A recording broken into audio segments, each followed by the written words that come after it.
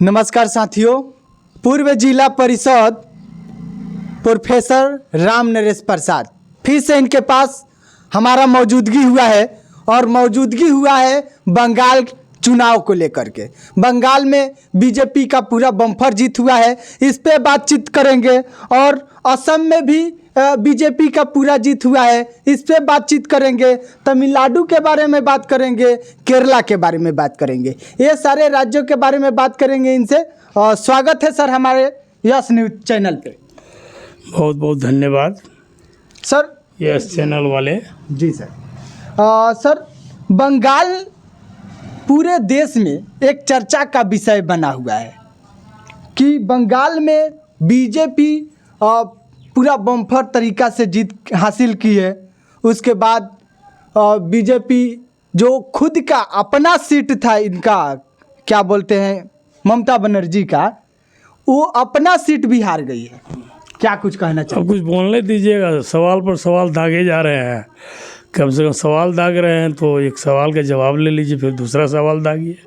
सारे आपका जो मशीन गन एक ही बार खाली हो जाएगा तो फिर हम बोलेंगे क्या? आप तो पूछते रह जाएगा, मैं थकता रह मेरा सर 2 सवाल है। ठीक है, हम समझ गए आपका सवाल। आपका सवाल है बंगाल पर बीजेपी की विजय, असम पर बीजेपी का विजय, पौंडीचेरी पर बीजेपी का विजय। एक्चुअली बीजेपी का विजय नहीं आई, दिमाग से हटा लीजिए। तो किसका विजय? विजय बीजेपी भाजपा की विजय, कांग्रेस की विजय, टीएमसी की विजय, या और भी जितनी पार्टियां बनी हैं अपने देश में, एक्चुअली ये नीति उसूल सिद्धांत का विजय है। कोई भी आदमी जब सत्ता में आता है और सत्ता की गरिमा को अगर समझता है क्या होना चाहिए, लोगों की अपेक्षाएं क्या है, मोरल वैल्यूज जो लेकर चलता है, तो मोरल वैल्यूज में नैतिक मूल्य मीन्स क्या हुआ? सबको लेकर चलना। ये बहुत बड़ा प्रश्न है आपका, छोटा प्रश्न नहीं है। और छोटे अवधि में बहुत बड़ा प्रश्न का जवाब देना है। बहुत अच्छा सवाल है आपका, लेकिन ये सवाल एक्चुअली रिलेटेड है, अगर आप बोलने की इजाज़त देता हूँ। 1947 मिडनाइट के पहले, जो 1947 के आधी रात के पहले जितनी लड़ाइयाँ हुई पूरे देश में, 1857 के बाद विशेषकर 1857 का जो विद्रोह हुआ, 1857 म्यूटनी कहते हैं, रिवोल्ट कहते हैं, रायट भी कहते हैं, तो पूरे हिंदुस्तानियों के दिमाग में एक बात थी, और India should be freed from the clutches of the cruel Britishers. पूरे देश में, जम्मू कश्मीर से कन्याकुमारी कहिए, गुजरात से आसाम कहिए, या जो भी देश कुछ महान हस्तियों की गलती से या उनके स्वार्थ से हमसे बिछुड़ गए हैं, ये सब भी मेरे थे, मेरे हैं, मेरे रहेंगे, लेकिन ऐसा जो है होने नहीं दिया गया। 1947 की आधी रात में कितने लोग जो है, जब फाइनल बंटवारा हो रहा था, देश का फैसला हो रहा था कि आज हमको आज़ादी का फल हम लोग चखेंगे, सदियों तक हम लोग 200 साल 150 साल अंग्रेज़ों से लड़े, 200 साल व्यापारी के रूप में उसने काम किया, व्यापारियों के रूप में काम किया सब, और 150 साल की लड़ाई लड़ा। अब इतना क्रूर अत्याचार सब बढ़ गया था। अभी बंगाल की बात आप करते हैं, ये हिंदू मुस्लिम सिख ईसाई, all any of Sikh has been always in minority,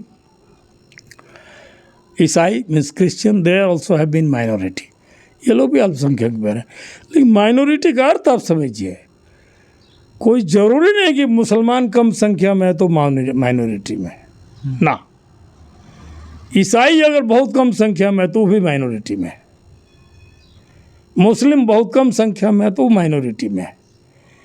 दुखदवश चाहे संयोगवश हिंदू अगर बहुत कम संख्या में है और दूसरे बाहुल क्षेत्र वहाँ हो गया है तो Hindu will there be in minority में होगा, अल्पसंख्यक में होगा, ठीक है।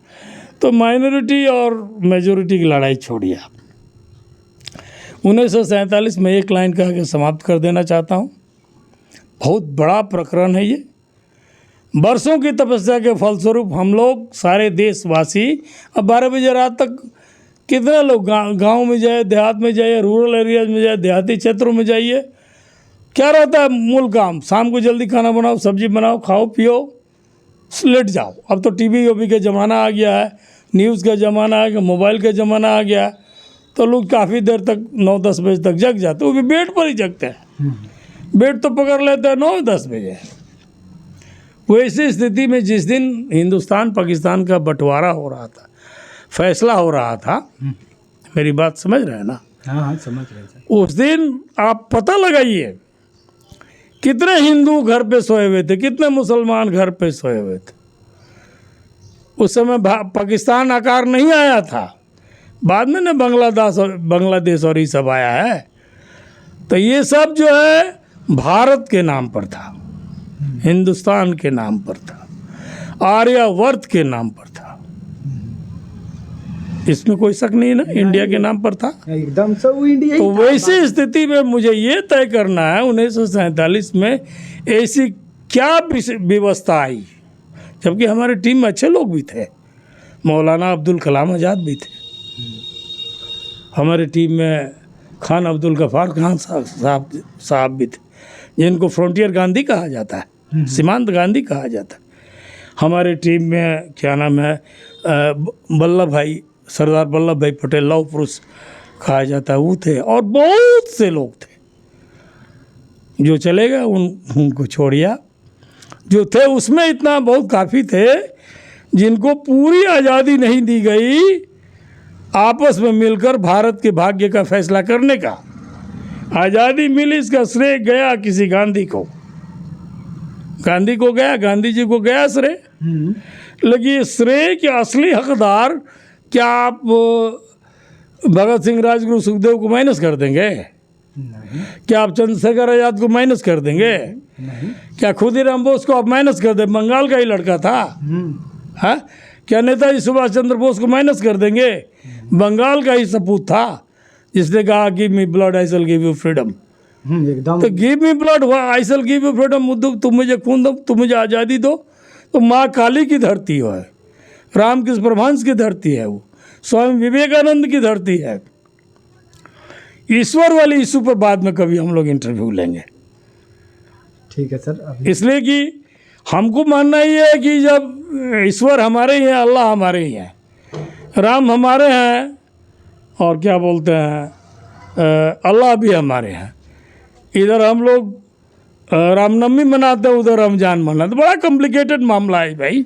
एक बार स्वामी रामकृष्ण परमहंस बोले, कुछ लोगों को शक हुआ कि भाई आप कहना क्या चाहते हैं। तो हर धर्म के, हर मजहब के लोग वहाँ हाजिर हुए। थोड़ा इंटरव्यू अलग अलग हो रहा है, इसके लिए क्षमा चाहता हूँ। कोई नहीं। क्योंकि संदर्भ ऐसा है कि बोलना ज़रूरी हो गया है। तो हर धर्म के हिंदू, मुस्लिम, सिख, ईसाई, अंग्रेज, ये सारे लोग बैठे हुए थे रामकृष्ण परमहंस के सामने, और फैसला करना था भगवान का। किसका फैसला करना था? भगवान का। दक्षिणेश्वर नदी बगल में बहती है, वहाँ बंगाल में संत जी ने कहा, रामकृष्ण परमहंस ने, मैं उसी स्कूल का प्रोडक्ट, संयोग से मैं रामकृष्ण मिशन स्कूल का प्रोडक्ट हूँ, अरुणाचल प्रदेश, इसलिए थोड़ा ज़्यादा जानकारी रखता हूँ। वहीं से पढ़े हैं? हाँ, वहीं से। Ramakrishna mission school along Arunachal Pradesh, head quarter Belur Math में है। तो संयोग से वो बोले कि अच्छा एक काम करो, क्या लाए हो? तो अथी लाया, लोटा लाया। तो जाओ वहाँ से कुछ लेके आओ, नदी में से लेके आ गया हूँ। आप क्या लाए? तो बाधना लाए हैं। जाइए आप भी भर लाइए। आप क्या लाए? तो गिलास लाए। आप क्या लाए? तो बाल्टी लाए। तो सब लोगों ने, जितने धर्म के लोग थे, सब ने भर लिया। तो बोले क्या है भाई आपका इसमें क्या है? तो जौल है, जौल चौल है। कहाँ से लाया? तो वो नदी से लाया। बहुत अच्छी बात है। जल आपने कहा क्या है भाई? तो नीर है। बहुत अच्छी, बहुत अच्छी बात, नीर है। आप क्या लाए? तो वाटर लाए। अंग्रेज कोई था तो बोला कि वाटर लाए। कोई एक केमिकल अंग्रेज पहुंच गया तो बोला H2O लाए, H2O लाए। कोई साधारण जो पढ़ने लिखने वाले लोग हैं उनको तो जानकारी है नहीं, वो बोले पानी लाए। पानी लाया। तो कंक्लूजन उन्होंने दिया कि पात्र अलग अलग है। कोई कह रहा है पानी लाए, कोई कह रहा है जल लाए, कोई कह रहा है आग लाए, कोई कह रहा है वाटर लाए, कोई कह रहा है H2O लाए, कोई कह रहा है नीर लाए। तो है तो सेम पानी वही है, सेम चीज। और आपके पात्र ने अलग अलग नाम दे दिया। ठीक है कि नहीं? तो ठीक उसी तरीके से गॉड का जो मुल्ला है, गॉड का जो मुद्दा है, बाद में हम लोग बतियाएंगे चूंकि आपने बंगाल चुनाव पर पूछा है। हाँ, बंगाल चुनाव। गॉड का जो मुद्दा है, गॉड के मुद्दे पर आप लोगों को दिमाग में बैठाना चाहिए कि ईश्वर एक है। The supreme power is one. परम शक्ति जो होता है, सबका मालिक जो एक होता है, वो एक है। लेकिन पता नहीं उस एक ने कितना अपना डिपार्टमेंट बनाया है और कैसे कैसे खेल रचा है। जैसे आज के नेता लोग खेल रच रहे हैं, तो भगवान तो खेल रचेंगे नहीं। लेकिन हाँ, एक बात जरूर है, अपने शरीर का मूल्यांकन कीजिए। पंच तत्वों से बना है आपका शरीर, और इसी में अच्छाई और बुराई दोनों का संगम है। बुराई अगर 20 पड़ा तो आप राक्षस कहलाए जाएंगे, अच्छाई 20 पड़ा तो आप देवता कहलाएंगे। इसमें कोई शक नहीं ना आपको? एकदम सही बात है। अब आइए, स्वामी विवेकानंद का एक लाइन कह देना बहुत ज़रूरी है, क्योंकि बंगाल की बात आपने कहा है। स्वामी विवेकानंद एक बार गीता पर क्रिटिसिज्म लिखते लिखते गए, तो स्वामी विवेकानंद एक जगह बोलते, बहुत अनेकों बार पढ़ा है मैंने वो गीता का क्रिटिसिज्म, उनका बैक पेज कहीं रखा हुआ है। स्वामी विवेकानंद एक जगह कहते हैं, lord Buddha, Gautam Buddha was the highest human being ever born on this earth. मतलब? एंड मतलब ये हुआ, अभी बता देंगे, हिंदी बता दें, थोड़ा इंग्लिश मीडियम के प्रोडक्ट है ना, नहीं चाहते मजबूरी में बोल देते हैं। Lord Buddha was the highest human being ever born on this earth and will never born on this earth. He was the highest human being. भगवान बुद्ध ऐसा महामानव थे जो जन्म लिया इस धरती पर। वैसा महामानव न पूर्व में जन्मा है और न आगे के दिनों में जन्मेगा। वो हम महामानव थे, गौतम बुद्ध थे। स्वामी विवेकानंद एडमिट करते हैं। तब स्वामी विवेकानंद आगे लिखते हैं क्रिटिसिज्म में, but we cannot ignore lord Krishna also, who give such precious sermons in the battlefields of Kurukshetra, advocating Arjun to fight for the establishment of धर्म, ह्यूमैनिटी। यानी कि कहते हैं कि हम लोग भगवान बुद्ध के बारे में जान लिया, लेकिन क्या कहते हैं, ये लॉर्ड कृष्णा यानी कि भगवान कृष्ण को भी हम लोग इग्नोर नहीं कर सकते हैं, अनदेखा नहीं कर सकते हैं, जिन्होंने इतना बढ़िया बढ़िया प्रवचन सरमन कुरुक्षेत्र के मैदान में दिया जब अर्जुन गांडी उठाने को तैयार नहीं था। और उनको धर्म की स्थापना के लिए, मानव जाति की स्थापना के लिए, मानव मूल्यों की स्थापना के लिए, ह्यूमैनिटी की स्थापना के लिए उन्होंने गांडी उठाने को कहा, ताकि धर्म की स्थापना हो, अच्छे लोगों की जीत हो। हमेशा जो है कहा जाता है victory of good over evil, यानी कि बुराई पर अच्छाई की जीत होनी चाहिए। इसकी लड़ाई हमेशा रही है। अब रही बात बंगाल की बात, आपने कहा बहुत अच्छा लगा। बंगाल के, बंगाल में न बीजेपी की जीत हुई है, आप ध्यान से सुनिएगा, न कांग्रेस की हार हुई है, न टीएमसी की हार हुई है। या फिर आप तमिलनाडु की बात कर रहे थे, तमिलनाडु पर विशेष मैं एक लाइन बोलना चाहूँगा बाद में। तमिलनाडु पर विशेष हम बोलना चाहेंगे क्योंकि नया चेहरा है गया थालापति विजय, इस पर हम बोलेंगे थोड़ा सा। जीत एक्चुअली वहाँ हुई है अच्छे मूल्यों की, अच्छे सिद्धांतों की, अच्छे मोरल वैल्यूज़ की। ये बीजेपी का जो लीडर है वर्तमान में, जो भी आप लोग जानते होंगे, मोदी जी हैं। ना हमको नहीं मालूम है, और हम में बोला कि आप लोग जानते होंगे। तो बीजेपी के लीडर की जीत नहीं है, ये दिमाग में बैठा लीजिए। सब कोई कहता है ये कि बीजेपी उन्हीं का के चेहरा हाँ, चेहरा उनका है। अब बीजेपी का चेहरा अटल बिहारी वाजपेयी जैसा होना चाहिए। वो चेहरा पता नहीं भारत को मिलेगा कि नहीं मिलेगा। मैं अभी तक केवल मैं इतना जानता हूँ कि मुझे भारत माता से प्यार है। भारत में मैं जन्मा हूँ। भारत के लिए हमको काम करना है। भारत का जो सभ्यता संस्कृति कहता है कि टू स्पीक द ट्रुथ, सत्य बोलने की भरपूर कोशिश करनी है। नॉन वायलेंस, अहिंसा का पालन करना, जो गौतम बुद्ध का भी देन है। बिलीफ इन गॉड, ईश्वर में आस्था रखना। अब ईश्वर की तलाश अभी तक हम कर नहीं पाए हैं, लेकिन फिर भी मैं, जब हमारी सभ्यता संस्कृति में चरम बिंदु पर अंकित है तो मानते हैं। चौथा, आपका ये एक इंटरव्यू हम सुना, बहुत अच्छा लगा। चौथा, टू रेस्पेक्ट एल्डर्स, बड़ों का आदर बहुत ज़रूरी है। और पांचवा है to sacrifice everything for the happiness of others, अपना सब कुछ दूसरों की खुशी के लिए लुटा देना। यही चूक गई ममता बनर्जी।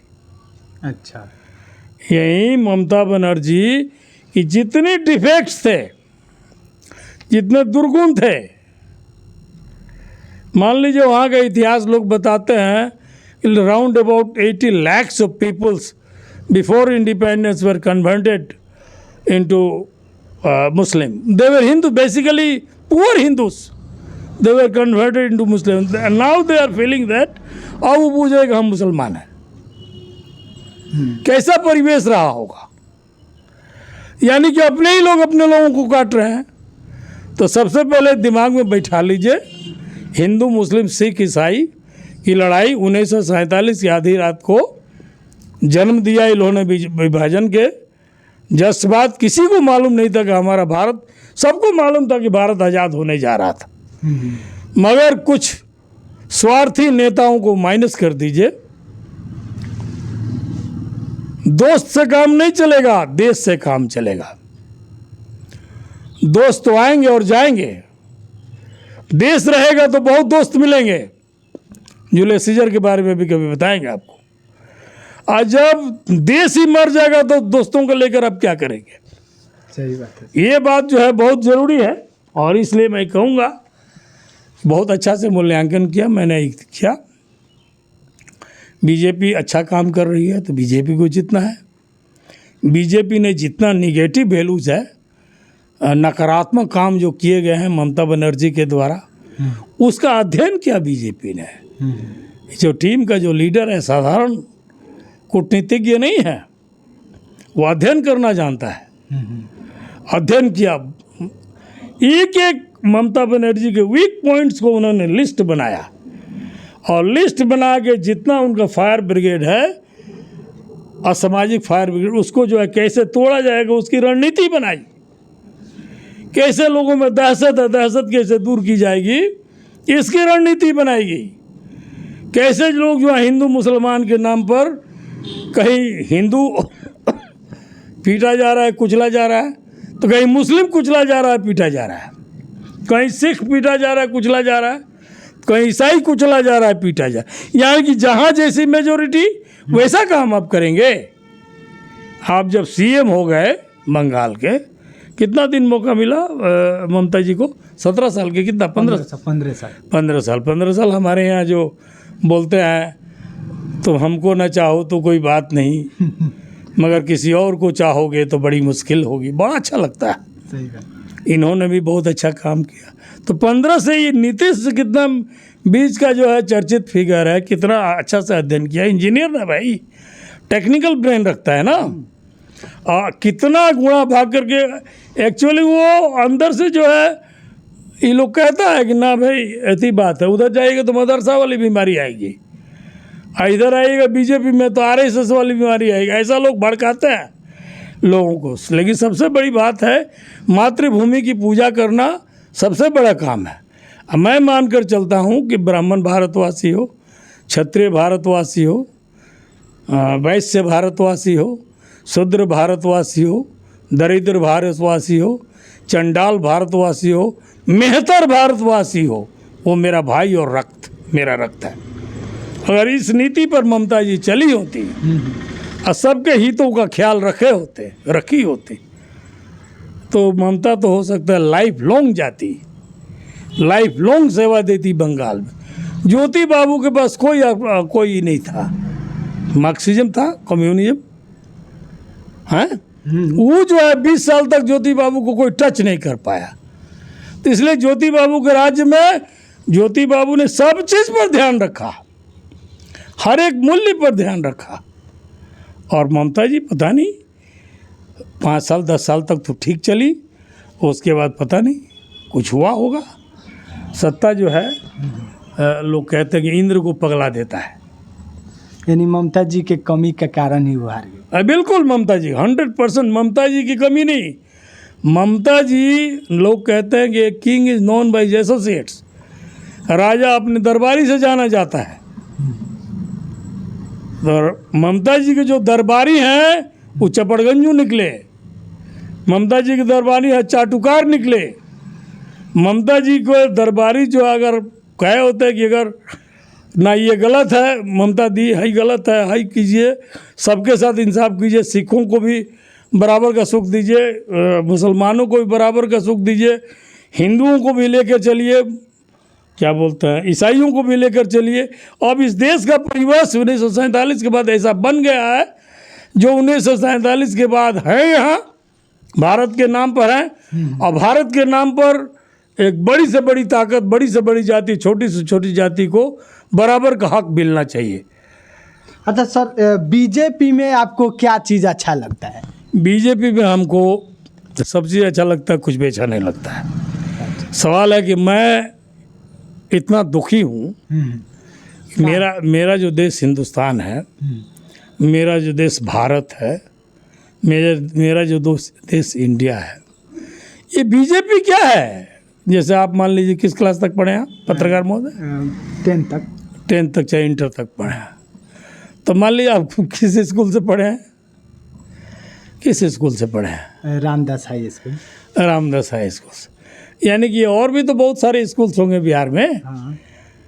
जिसमें आप 10वीं किए? हाँ। नहीं थे? किए थे ना। हाँ।